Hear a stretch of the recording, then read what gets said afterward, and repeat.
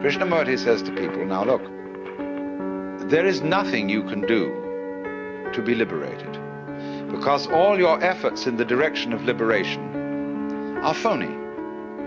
They are based on your desire to boost and continue your ego, and that will never lead to liberation.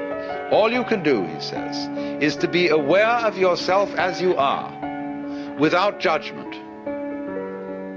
See what is. But then, if you can do that, you have no further problem. But if you try to do it, you're in the same mess all over again. Gurdjieff played the same game in a different way. He said, the most important thing is self-remembering. Always at every moment be aware of what you're doing. Watch yourself constantly and never, never be absent-minded.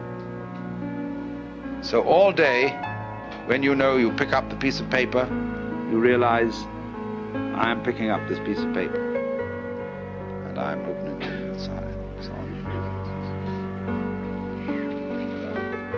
And I know I'm doing it this way, so I'm not asleep.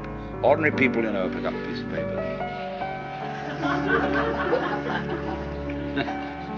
In this way, we're really picking up the piece of paper. And so all these people are doing this, you know, watching.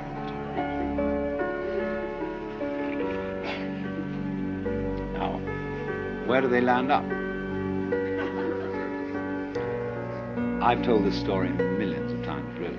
Excuse me, but it's very important. When they teach you in Japanese Zen how to use a sword,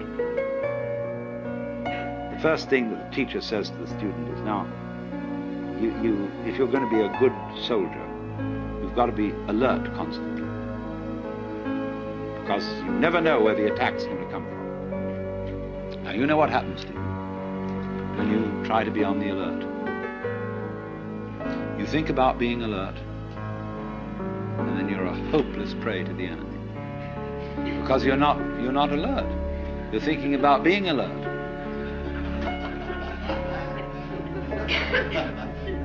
You must be simply awake and relaxed. And then all your nerve ends are working, and wherever the attack comes from, you're ready. They liken this to a barrel of water. The water is just sitting there in the barrel, but the minute you make a hole in the barrel, the water immediately is ready to come out of that hole. So in the same way, the mind, when it is in the proper state, is ready to respond in any direction from which the attack may come. So this man is no longer alert in the sense of taut and anxious. Which way is it going to go? See? He's just sitting there, like a cat sits there. And the minute anything happens, it's right there, because it didn't have to overcome any set in a direction opposite to that from which the attack comes. If you're set for the attack to come from there, and it comes from here, you have to pull back from there and go there, but that's too late. So you sit in the middle, and you don't expect the attack from any particular direction. So in the same way, all this applies to yoga. You can be watchful, you can be concentrated, you can be alert. But all that will ever teach you is what not to do, how not to use the mind. Because it'll get you into deeper and deeper and deeper binds. You have to let it happen. Just like you have to let yourself go to sleep. You can't try to go to sleep. You have to let yourself digest your food. You can't try to digest it. And so in the same way, you have to let yourself wake up. Become liberated. And And when you find out, you see, that there isn't any way of forcing it, that for most people is the only way of getting them to stop forcing it. Because they won't believe when you tell them in the first instance, you've got to do this without forcing it.